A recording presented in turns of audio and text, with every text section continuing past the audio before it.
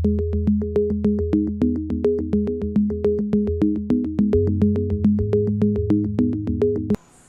मित्रांनो, आता आपण रिएक्शन इंटरमिडिएट्स हा नवीन पॉइंट पाहणार आहोत. रिएक्शन इंटरमिडिएट रिएक्शन्स मध्ये बॉन्ड फिशन झाल्यानंतर तयार होणारा एक इंटरमिडिएट स्पीसीज असतो, ज्यावर नंतर रिएजंट अटॅक करून प्रॉडक्ट तयार होत असते. तर ऍक्च्युअली रिएक्शन इंटरमिडिएट खूप महत्त्वाचा पॉइंट आहे, कारण रिएक्शन इंटरमिडिएटची स्टॅबिलिटी वगैरे जर आपल्याला व्यवस्थित समजली तर आपण एक्झॅक्टली रिएक्शन्स मध्ये कोणता प्रॉडक्ट हा मेजर प्रॉडक्ट तयार होऊ शकते हे आपण सांगू शकतो. तर नेमकं हे जे रिएक्शन इंटरमिडिएट आहे हे आपल्या सबस्ट्रेट पासून तयार होणार आहे. सबस्ट्रेट म्हणजे अल्किल ग्रुप आणि फंक्शनल ग्रुप असणारा पार्ट, याला आपण काय म्हणत असतो?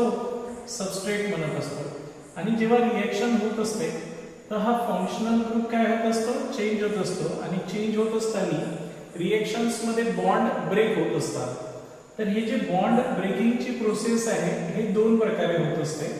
बॉन्ड ब्रेकिंग सर्वांना माहिती आहे, एक तर ते होमोलॅटिक बॉन्ड फिशन्स होत असते, ज्याला आपण होमोलिसिस म्हणत असतो.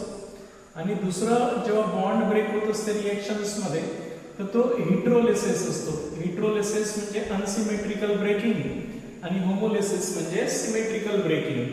आता जेव्हा होमोलिसिस होत असते तर त्यावेळेस जे बॉन्ड ब्रेकिंग होऊन जो इंटरमिडिएट तयार होत असतो, हा इंटरमिडिएट बॉन्ड ब्रेकिंगच्या प्रोसेस नंतरच तयार होत असतो. तर तो फ्री रॅडिकल्स तयार होत असतो. काय म्हणतो आपण त्याला? फ्री रॅडिकल म्हणत असतो. आणि हा जो फ्री रॅडिकल असते हा ऑड इलेक्ट्रॉन असणारा स्पेसिस असेल. सपोज कार्बनवर जर फ्री रॅडिकल तयार झालं तर आपण त्याला डॉट न डिनोट करत असतो. त्यानंतर हेटेरोलिसिस जर झालं तर दोन प्रकारचा रिएक्शन्स इंटरमिडिएट तयार होऊ शकतो. एक तर कार्बनवर पॉझिटिव्ह चार्ज किंवा कार्बनवर निगेटिव्ह चार्ज. कार्बन जर मोर इलेक्ट्रोनिगेटिव्ह ॲटमला अटॅच असेल तर कार्बनवर पॉझिटिव्ह चार्ज तयार होईल हेटेरोलिसिस होऊन. त्याला आपण काय म्हणणार आहोत? कार्बोकॅटायन्स. त्या इंटरमिडिएटला आपण काय म्हणणार आहोत? कार्बोकॅटायन्स किंवा कार्बोनियम आयन म्हणत असतो. आणि कार्बनवर पॉझिटिव्ह चार्ज म्हणजेच कार्बोकॅटायन्स हा इंटरमिडिएट तयार होऊ शकतो. किंवा कार्बन जर लेस इलेक्ट्रोनिगेटिव्ह ॲटमला अटॅच असेल, म्हणजे कार्बन मोर इलेक्ट्रोनिगेटिव्ह असेल तर तो lone pair electron bond break होत असताना शेअर्ड पेअर्ड इलेक्ट्रॉन्स आपल्याकडे ओढतो आणि त्याच्यामुळे कार्बनवर निगेटिव्ह चार्ज तयार होऊ शकते. त्याच्यामुळे आपण त्याला पण काय म्हणणार आहोत? कार्बो एनायन्स असं म्हणणार आहोत. कार्बनवर निगेटिव्हली चार्ज स्पेसिस तयार होईल त्यावेळेस. तर हे तीन मेन रिएक्शन इंटरमिडिएट आपल्याला समजून घ्यायचे आहे. त्याही व्यतिरिक्त कार्बिन नावाचा एक रिएक्शन इंटरमिडिएट आहे, इलेक्ट्रॉन डिफिशियंट आहे तो, अशा प्रकारे.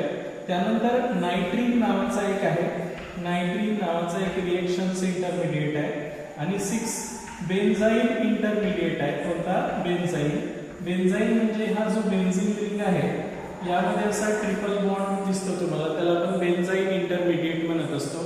तर अशा प्रकारे रिएक्शन इंटरमिडिएट आहे. आपण वन बाय वन एक एक इंटरमिडिएट्स यामध्ये स्टडी करणार आहोत. त्यामध्ये सर्वात पहिल्यांदा आपण कार्बोकॅटायन्स हा इंटरमिडिएट स्टडी करू, नंतर कार्बोआयनाइन आणि फायनली फ्री रॅडिकल्स. हे तिन्ही इंटरमिडिएट खूप महत्त्वाचे आहेत. यांच्या स्टॅबिलिटी आणि यांच्या रिएक्टिव्हिटी ऑर्डरवरूनच आपण काय सांगणार आहोत की एक्झॅक्टली आपल्या रिएक्शन्स मध्ये कोणता मेजर प्रॉडक्ट असतो आणि कोणता मायनर प्रॉडक्ट असतो. ठीक आहे. आपण आता पहिला रिएक्शन इंटरमिडिएट समजून घेऊ, ते म्हणजे कार्बोकॅटायन. इंटरमिडिएट्स मध्ये सुरुवातीचा जो रिएक्शन इंटरमिडिएट आहे तो म्हणजे पहिला वाला आपण स्टडी करणार आज जो आहे तो आहे कार्बोकॅटायन. कार्बोकॅटायन्स रिएक्शन इंटरमिडिएट स्टडी करणार आहोत. कार्बोकॅटायन्सलाच आपण कार्बोनियम आयन सुद्धा म्हणतो, कार्बोनियम आयन्स असं सुद्धा म्हणतात. आयुनियम म्हणजे पॉझिटिव्हली चार्ज स्पेसिस. तर सुरुवातीला आपण यांची डेफिनेशन्स करू कार्बोकॅटायनची. तर डेफिनेशन्स पाठ करायची गरजच नाही, याच्या नावातच आहे कार्बो आणि कॅटायन्स. कॅटायन्स म्हणजे पॉझिटिव्हली चार्ज स्पेसिस. म्हणून आपण काय म्हणतो? तर positively charge carbon species is called as carbocations. त्याच्यामुळं जर असा एक पॉझिटिव्ह चार्ज असलेला कार्बन स्पेसिस काढला आपण, आहे की नाही, तर तेच त्याची डेफिनेशन्स आहे. दी पॉझिटिव्हली चार्ज, काय दिसा? The positively charge carbon species, जी कार्बन स्पेसिस असेल, carbon species are called carbocations, are called carbocations. त्यालाच आपण काय म्हणणार आहोत, कार्बोकॅटायन्स म्हणणार किंवा कार्बोनियम आयन्स म्हणणार आहोत. ठीक आहे, पॉझिटिव्हली चार्ज कार्बन स्पेसिस. आता हे जे पॉझिटिव्हली चार्ज कार्बन स्पेसिस आहेत ते यांच्या पशी आता तीनच बॉन्ड पेअर आहे आणि ही जी पॉझिटिव्हली चार्ज स्पेसिस आहे ती व्हॅकंट आहे ना. त्याच्यामुळे आपल्यापाशी टोटल इलेक्ट्रॉन्स या कार्बोकॅटायन्स पाशी किती राहतील, 2, 2, 4 आणि 2, 6. म्हणून it has 6 electrons in its outermost orbit. Carbocations मध्ये काय राहणार आहे, it has 6 electrons in its outermost orbit. म्हणून आपण सांगू it has 6 electrons in its outermost orbit. याच्या आउटरमोस्ट ऑर्बिट मध्ये किती इलेक्ट्रॉन्स राहील, 6 इलेक्ट्रॉन्स राहील मोस्ट ऑर्बिट. ठीक आहे, अशा प्रकारे किंवा आउटरमोस्ट शेल मध्ये याच्या 6 इलेक्ट्रॉन्स असते.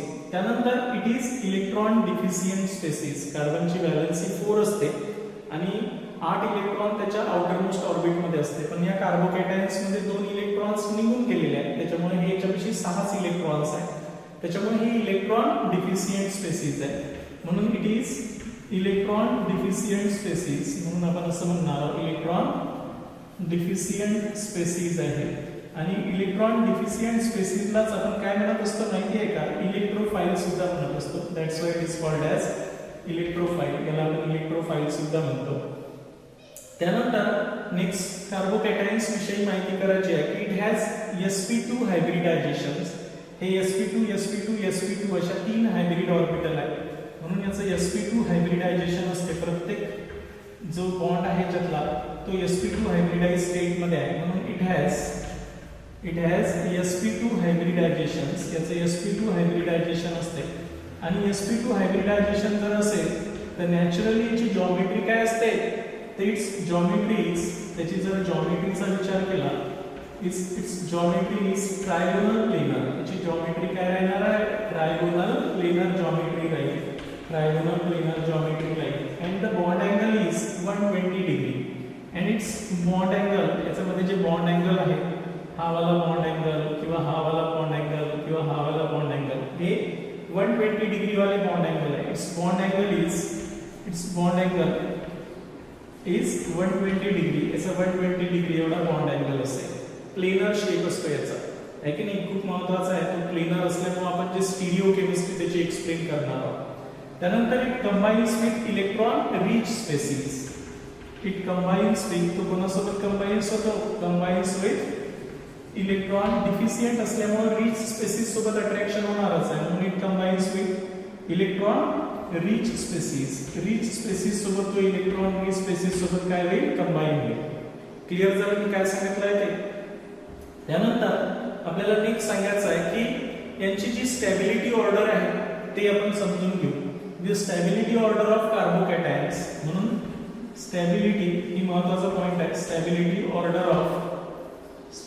Order of carbocations. कार्बोकॅटायन्सची स्टॅबिलिटी ऑर्डर कशी राहणार आहे, तर टर्शरी कार्बोकॅटायन्स हा मोर स्टेबल असेल. टर्शरी कार्बोकॅटायन्स म्हणजे जो कार्बन दुसऱ्या 3 कार्बनला अटॅच आहे त्याच्यावर पॉझिटिव्ह चार्ज असेल तर तो टर्शरी कार्बोकॅटायन्स आहे. हा मोर स्टेबल असतो कोणापेक्षा, सेकंडरी कार्बोकॅटायन्स म्हणजे जो कार्बन दुसऱ्या 2 कार्बनला अटॅच असतो त्याला सेकंडरी कार्बन, त्याच्यावर पॉझिटिव्ह चार्ज असेल तर तो सेकंडरी कार्बोकॅटायन्स. त्याच्यानंतर जो एकाच कार्बनला अटॅच असणारा कार्बन आहे त्याला आपण प्रायमरी कार्बोकॅटायन्स म्हणतो, त्याच्यावर जर पॉझिटिव्ह चार्ज असेल. आणि मिथिल कार्बोकॅटायन्स. तर अशी स्टॅबिलिटी ऑर्डर आहे. Tertiary carbocations are more stable than secondary than primary than methyl carbocations. Methyl carbocations unstable carbocations आहे. त्यानंतर रिएक्टिव्हिटी ऑर्डरचा जर विचार केला, रिएक्टिव्हिटी ऑर्डर ऑफ कार्बोकॅटायन्स. कार्बोकॅटायन्सची रिएक्टिव्हिटी ऑर्डर जर केली तर त्याच्या रिव्हर्स असते. जो प्रायमरी कार्बोकॅटायन्स असतो तो मोर रिएक्टिव्ह असतो दॅन सेकंडरी कार्बोकॅटायन्स दॅन टर्शरी कार्बोकॅटायन्स. त्यामुळे हे जे कार्बोकॅटायन्स आहे अनस्टेबल असेल प्रायमरी कार्बोकॅटायन्स, आणि टर्शरी कार्बोकॅटायन्स कसं असेल, मोर स्टेबल असेल. आणि मोर स्टेबल कार्बोकॅटायन असेल तर तो मोर अमाउंट मध्ये तयार होईल रिएक्शन्स मध्ये. म्हणून जेव्हा आपण प्रॉडक्ट प्रिडिक्ट करतो तर टर्शरी कार्बोकॅटायन्स पासून तयार होणारा प्रॉडक्ट काय राहणार आहे, मोर अमाउंट मध्ये राहील रिएक्शन्स मध्ये. ते समोर आपण स्टडीज करणार आहोत. त्यांची सर्वात महत्त्वाची असते की स्टॅबिलिटी ऑर्डर. आणि स्टॅबिलिटी ऑर्डर आपण कशाहून ठरवत असतो? कार्बोकॅटायनची माहिती आहे का? सर्वात पहिल्यांदा तो त्याचा आपण रेझोनेटिंग स्ट्रक्चर, जे रेझोनेटिंग कन्सेप्ट आहे, रेझोनेटिंग स्ट्रक्चर जर असेल तर तो कार्बोकॅटायन्स मोर स्टेबल असतो. त्याच्यानंतर हायपर कॉन्जुगेशन कन्सेप्टवर आपण कोणता कार्बोकॅटायन मोर स्टेबल आहे ते सांगतो. आणि नंतर इंडक्टिव्ह इफेक्ट, या तीन इफेक्टवर एक्सप्लेन करत असतो की कोणता कार्बोकॅटायन्स मोर स्टेबल असतो. तर रेझोनन्स जर असेल त्यांच्यामध्ये तर तो कार्बोकॅटायन्स मोर स्टेबल असतो. नंतर आपण हायपर कॉन्जुगेशन स्ट्रक्चरवर आपण त्याची स्टॅबिलिटी एक्सप्लेन करतो. आणि फायनली इंडक्टिव्ह इफेक्टवरही एक्सप्लेन केलं जात असते कोणता कार्बोकॅटायन मोर स्टेबल आहे. इथपर्यंत लक्षात आलं की काय सांगितलं आहे ते. त्यानंतर फॉर्मेशन ऑफ कार्बोकॅटायन्स पाहू आपण. नेक्स्ट पॉइंट आता आपला फॉर्मेशन ऑफ कार्बोकॅटायन्स, कार्बोकॅटायनचं फॉर्मेशन्स बघा लक्षात ठेवायचं आहे. नेक्स्ट आपण फॉर्मेशन्स ऑफ कार्बोकॅटायन्स, तर कार्बोकॅटायन्स कसा तयार होत असते हेही खूप महत्त्वाचा पॉइंट आहे, लक्षात ठेवायचा आहे. जनरली केमिस्ट्रीमध्ये आपण जे ऍसिड कॅटलाइज रिएक्शन असतात त्यांच्यामध्ये कार्बोकॅटायन्स तयार होत असते. म्हणून कार्बोकॅटायन जे असतात ती most of the acid catalyse reactions form the carbocations. तर कार्बोकॅटायन्स तयार होण्यासाठी कार्बन अशा ऍटम सोबत अटॅच पाहिजे की जो मोर इलेक्ट्रोनिगेटिव्ह ऍटम आहे. कार्बन जर एका मोर इलेक्ट्रोनिगेटिव्ह ऍटमला अटॅच असेल, मोर इलेक्ट्रोनिगेटिव्ह ऍटमला जर अटॅच असेल तर तो मोर इलेक्ट्रोनिगेटिव्ह ऍटम काय करेल? इलेक्ट्रोलिसिस होईल. इलेक्ट्रोलिसिस माहिती आहे तुम्हाला, unsymmetrical breaking of covalent bond. तर हा more electronegative atom both the shared paired electrons आपल्याकडे ओढल आणि अनसिमेट्रिकली ब्रेकिंग करत CH बॉन्ड. आणि आपल्या कार्बनवर काय तयार होईल? आता पॉझिटिव्ह चार्ज, डिफिशियंट स्पेसिस तयार होईल आणि X निगेटिव्ह. तर हे जे पॉझिटिव्हली चार्ज स्पेसिस आहे त्याला आपण काय म्हणतो? कार्बोकॅटायन्स म्हणत असतो. काय म्हणतो? कार्बोकॅटायन्स किंवा कार्बोनियम आयन म्हणतात. तर ही डिफिशियंट स्पेसिस असते. जनरली बरेचसे फंक्शनल ग्रुप जे आहेत त्यांच्यामध्ये मोर इलेक्ट्रोनिगेटिव्ह ऍटमच असतो कार्बनला अटॅच. त्याच्यामुळे ते मोर इलेक्ट्रोनिगेटिव्ह ऍटम आपल्याकडे शेअर्ड पेअर्ड इलेक्ट्रॉन्स ओढून घेतो आणि कार्बोकॅटायन्स बनवतो.